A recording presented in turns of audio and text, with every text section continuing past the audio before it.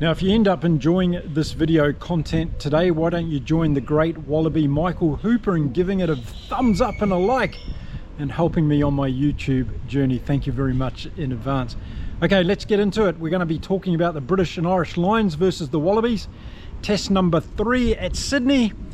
Who's going to win and why? It's important to understand with Mark. It's another cracker day here in Cancun in Mexico, and I hope it's great wherever you're watching in from across the world. Now, in today's video, I'm going to be talking about the British and Irish Lions versus the Wallabies, the third test match in Sydney, playing on Saturday night. And anybody who thinks this is a dead rubber, well, you're not a true rugby fan, and I'm going to tell you why that is the case in this video. So let's get on with it.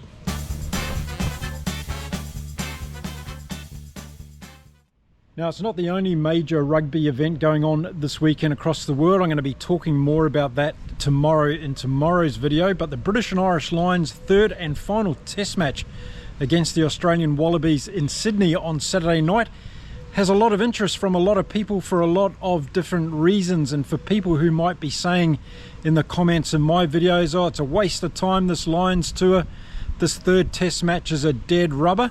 Well, I'm sure if you talk to any of the 46 players that are going to be involved in the game on Saturday night, they'll tell you the absolute opposite. Both teams have something very, very significant to play for in this third and final test match.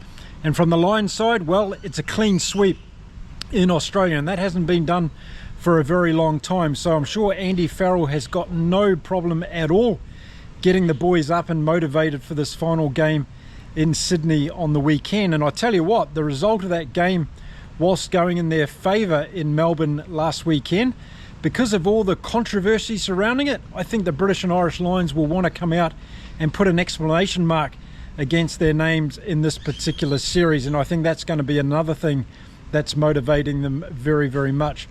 On the Wallaby side, well, Joe Schmidts turning this team around. I don't care what anybody's saying. They've got a couple of players that they rely on. However, I see great improvement across the field, and I think the Wallabies are going to continue to be dangerous in the 2025 season, not just in the Rugby Championship, but also in the other test matches that they play. There's no doubt in my mind that the Wallabies will be out for redemption after what happened in Melbourne and all the controversy that went on around that. But there's also a deeper picture, I think, that's going on here with the Wallabies. This group of players will be fighting for their position in this team before the Rugby Championship, and that's a great motivator within itself, because they'll be all wanting to impress Joe Schmidts to be able to get into that team selected to play South Africa at Ellis Park in Johannesburg, because that's going to be a monumental occasion for this Wallabies team and their redemption on the world rugby stage. So yes, there's a hell of a lot to play for in this game in Sydney on the weekend, and I think both teams will be going at it hell for skelter, that's for sure. Now, talking about the teams, who's going to be playing for each side and what impact's that going to have? Well, let's start off with the British and Irish Lions. Not too many changes here, and we'll start off in their backline, and we're going to see Hugo Keenan again at fullback. Thought he's played quite well so far in the series. He hasn't been his brilliant best, but of course he scored that winning try in the last game, so you can't take that away from him. The try that eventually clinched the series for the Lions. Tommy Freeman starting on the wing, and on the other wing we're going to see Blair Kinghorn come in this weekend. Either James Lowe has picked up an injury or he's not going to be featuring in this weekend's squad, so it's going to be good to see Blair Kinghorn getting a run on the wing this weekend. And then in the rest of the back line, well, it stays the same. We're going to see Hugh Jones, Bundy Aki, Finn Russell and Jamison Gibson Park. Pretty good back line indeed, and I did think that Bundy Aki made a difference coming in at number 12 last week. I just think he's got that extra strength that can help the Lions back line get up over the advantage line, and we saw that on a number of occasions last weekend, and I think that's going to be another plus for the Lions this week. Again, Finn Russell and Jamison Gibson Park have been very well at controlling the games so far in this series. Gibson Park, with his box kicking, has been very, very good, and his decision making around the base of the scrum and the mauls have been fantastic as well. He's been able to do those darting little runs, he's been able to distribute the ball, or he's chosen to put a kick in, and he seems to have done all that pretty seamlessly. Finn Russell, on the other hand, well, he's the master, isn't he, in the back line for this Lions team. And despite what a lot of you say in the comments, I think Finn Russell is probably the best number 10 in the world at the moment. And he's just playing brilliantly behind this pack of forwards that the Lions have up front. Now, talking about those forwards, what are we going to see this weekend? Well, not too many changes at all for the Lions. And why would you change a team that was able to do what they did in the second half against the Wallabies last weekend? So starting in the front row, and we're going to see Andrew Porter again. He played well. He really caused some problems. A lot of you were calling out that the referee wasn't picking him up for his indiscretions in the scrum. Let's see what happens this weekend. And then as far as the hooker goes, we've got Dan Sheehan, and of course he's been playing brilliantly well, scoring tries, doing well in the breakdowns, and of course tap and goes from penalties. Watch out for what Dan Sheehan does this weekend in Sydney. And then the other prop, we're going to see Ty Furlong, and he's starting to write his name into Lions history record books. Wonderful accomplishment from Ty Furlong, also been playing pretty well and giving that Wallaby front row a hard time. And then moving into the locks, and we're going to see Maro Itoje, and we're going to see James Ryan this weekend. Yes, Wally Chisholm's moved to the bench, and James Ryan's getting a start in this game. So interesting to see how those two go together. Itoje, I thought, played pretty well. Didn't really like his schoolboy antics with the referee last weekend, but hey, both sides were doing it, so fair enough on that. Focus on his game, Itoje. He's brilliant in the lineouts and does some really good work. I like his decision making as a leader as well. He's very clear, knows what he's going to do. He's calm under pressure, and I've been impressed with him so far as the captain in this Lions series. Then moving on to the back three, well, you're not going to change anything here, are you? Because it's working so well indeed. And when I talk about working so well, it's Tom Curry, of course, that's really been causing the problems to this Wallabies outfit all across the field. He's been scoring tries, he's been crashing tackles, he's been making breakdown breaks, and everything's been going his way in this series. Brilliant from Tom Curry, but equally as brilliant on the other side, Ty Byrne, and he's going to be back again this weekend. And what a series he's had as well. One of the best in field, of course, for the Lions, and absolutely been playing out of his skin across the series. Moving to number 8, we're going to see Jack Conan again at the back for the Lions. And this back trio, I think, is going to continue to cause problems for the Wallabies in the third test match. Now, Andy Farrell's going with a 6-2 split in this game. So let's have a look at the bench that's going to come on in the forwards. And we're going to see what we saw again last weekend. So it's Callagher, it's going to be Genge, and it's going to be Stewart coming off the bench for the front row. And then we're going to see Chisholm, we're going to see Jack Morgan, and we're going to see Ben Earl. So a very solid bench. Looking like Andy Farrell wants to have a little bit mobility in the back end of the second half of this game. Definitely worked last weekend when Jack Morgan came on, didn't it? Well, we're going to see what happens this weekend by having Ben Earl in there as well. A good move, I think, from Andy Farrell, and a very solid bench. So that means there's only room for 2 backs off the bench, and we're going to see Alex Mitchell and Owen Farrell. Farrell, of course, brings all that experience, his 4th Lions tour, and a steady head at the end of any game. Alex Mitchell, I think, has been playing very well throughout this tour of the Lions. I think he's been a little bit underrated, actually. Seen him have some very, very good games, very much in control when he comes on, and I'm sure he'll do good work again for the Lions whenever he comes on in this game. So there we go. That's the Lions set up for this game. Now let's turn the page and have a look at the Wallabies and see what Joe Schmidt has done for this particular game. So the big news for the Wallabies, and it's sad news because Rob Valentini's going to be out again. He's done a reoccurrence of the injury that kept him out of the Wallabies in the first place. So a precautionary measure has been taken, and that was taking him off last weekend at halftime and letting him sit out this game as well, because there's bigger fish to fry. And those fish that they need to fry from the Wallabies is called the Springboks over there at Ellis Park in Johannesburg. So they want Rob Valentini there. Not only do they want Rob Valentini there, they need Rob Valentini there. So setting him out in this game, I think, makes sense. It's unfortunate, though, that this injury's come back again, because I tell you what, this Wallabies outfit up front is a different team altogether with Rob Valentini and Will Skelton in there, and they need both of those men firing if they're going to have any chance. So this decision alone, I think, is going to put a lot of pressure on the Wallabies this weekend. There's no doubt about it. They're going to miss Valentini, and that's no disrespect to Tom Hooper, who's going to come in and replace him. But let's have a look at this Wallabies team, and we'll start off in the forwards. In the front row, we do have a change this weekend. James Slipper continues to rack up the caps. He's going to be back again. David Parecki's back again this weekend. But this weekend, there's no Alan Alalatoa. No, we're going to see Taniela Tupou come in, and this is going to be really interesting because I think he's been struggling a bit this year. I've seen him give away too many penalties, and I've also seen him with his self-belief a little bit down. I don't think he's got a lot of confidence at the moment, Taniela Tupou, and maybe Joe Schmidts being smart here and he's putting him in this game to allow him to get some confidence and build him up, because as the Rugby Championship goes on, Australia are going to need Taniela Tupou in good form. We know how good a player he can be. I just don't think he's reached those heights so far in 2025. I also want to see him a little bit more around the field. He's brilliant when he does the pick and goes.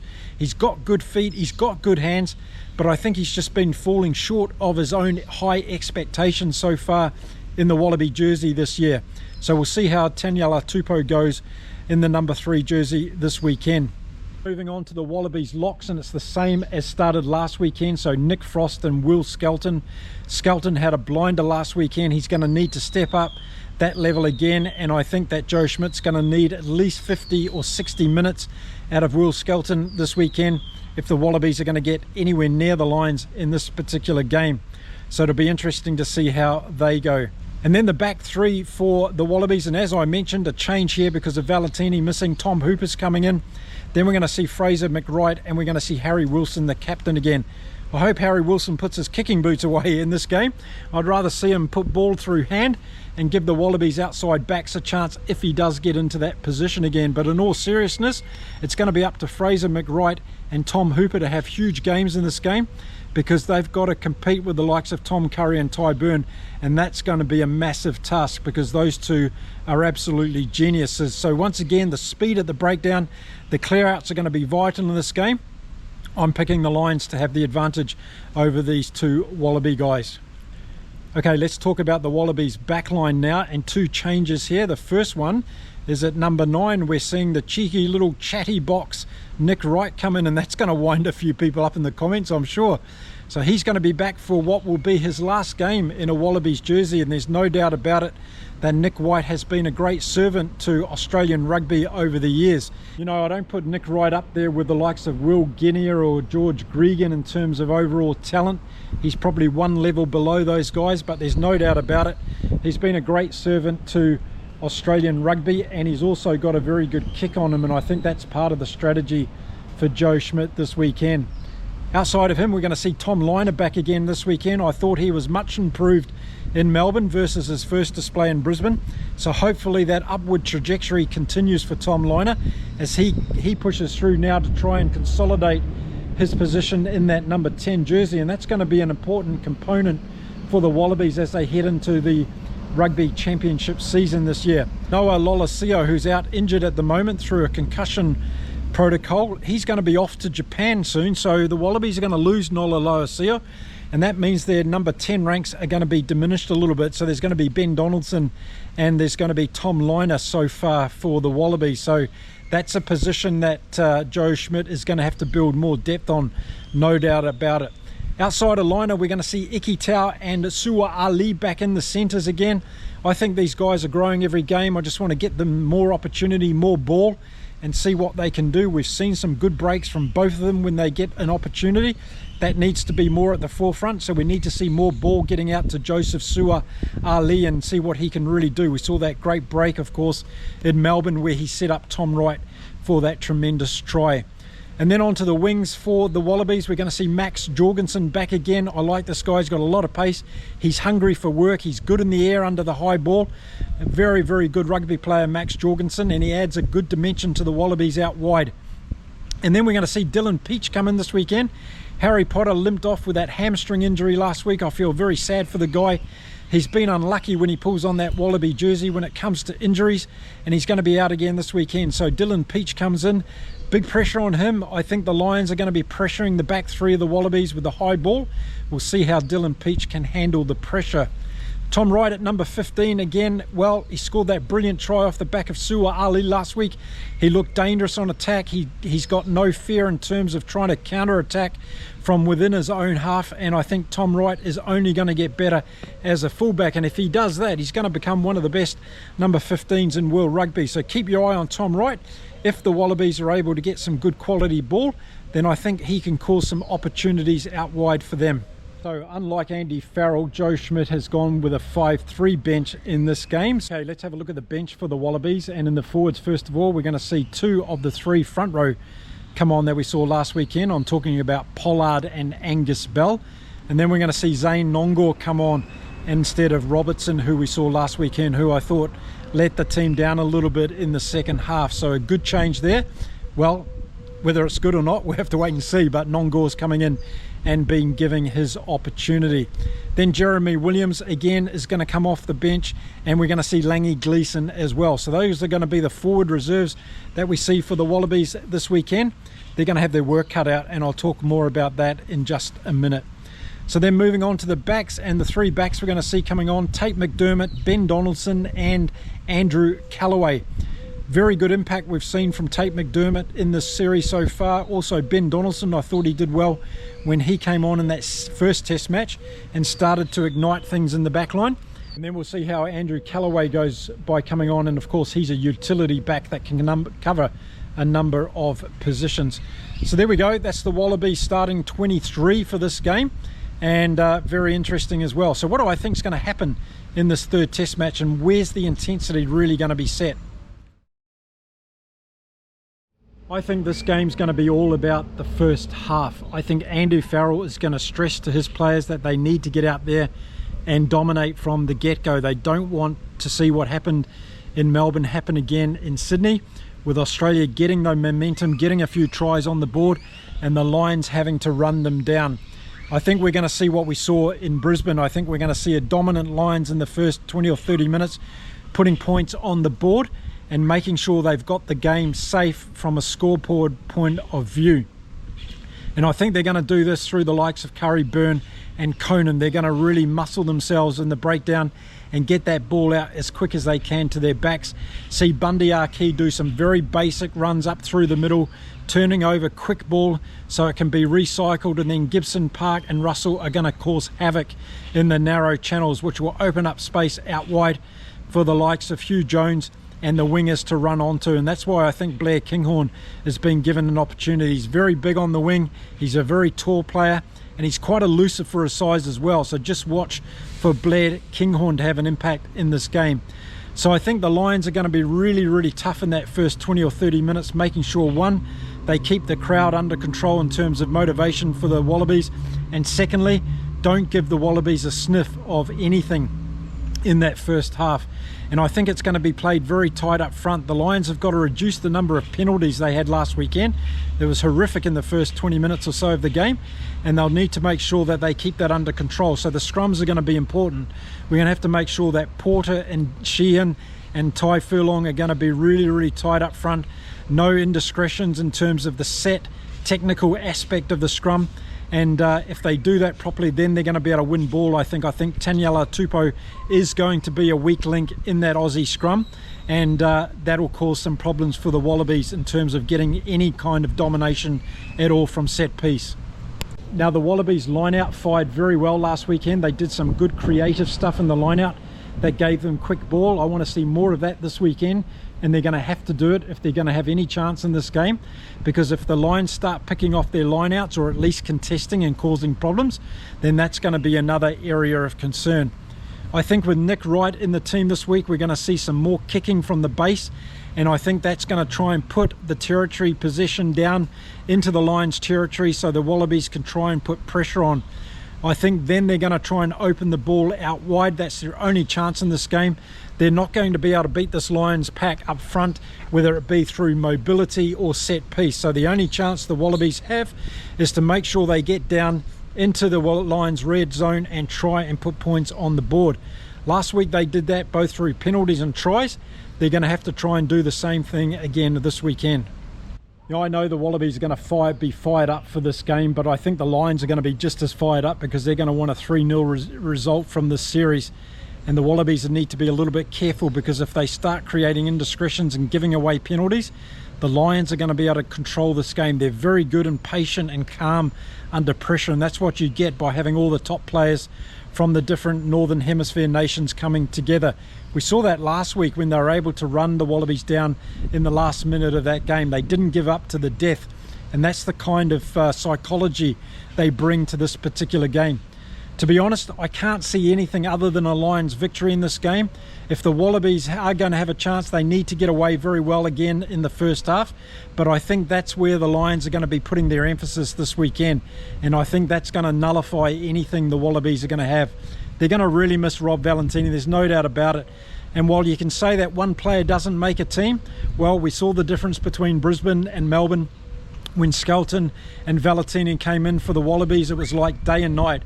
And I think they're going to really miss him. But let's hope that Tom Hooper has a brilliant game, and that I'm talking a lot about him in the video after the game, praising his performance, because I'd love to see Tom Hooper have a very big game. Now, I think it's really important the Wallabies have a good game in the weekend. They're only a couple of weeks away from going to Ellis Park in Joburg to take on the world champions, the Springboks, and Joe Schmidts want to keep that momentum going that they built up in Melbourne. And I think this is a critical game from them emotionally, this game. They need to stay in it no matter what happens in this particular first half. So if the Lions are dominant by first half, then the Aussies need to put that aside, come out, have a good second half, bit like they did in Brisbane, and make it as close as they possibly can. So I'm predicting 3-0 to the Lions. I think the Lions have got too much in this series for the Wallabies. I love this Wallabies team with Rob Valentini and Will Skelton in it. That's going to be the asterisk for this Wallabies team across the Rugby Championship for me. Those two will need to stay on the field for as many minutes as they possibly can for the Wallabies to go to the next level. In the meantime, I think it's going to be tough work. I think the likes of Tom Curry, Ty Byrne and Jack Conan are going to put so much pressure on the Wallabies at breakdown, and that's going to ignite this Lions backline. But hey, I've been wrong many times before, so let me know in the comments what you think is going to happen this weekend in Sydney in the third test match between the British and Irish Lions and the Wallabies. Okay, well that's it for this video. Thanks very much for watching. If you haven't subscribed, hit the subscribe button, because I've got tons of videos coming out all about the Rugby Championship, all the other rugby that's going on in the world. And tomorrow, Friday, I have a little bit of a special one for you, so make sure you come back and check that out as well. Now, you keep safe, keep well all across the world, keep enjoying your rugby no matter where you live. Thanks very much for watching my show, for following me on Twitter, X as well, and I'll see you again very soon in the next video. Until then, have a brilliant day or brilliant evening wherever you are. Bye for now from beautiful Cancun. Adios.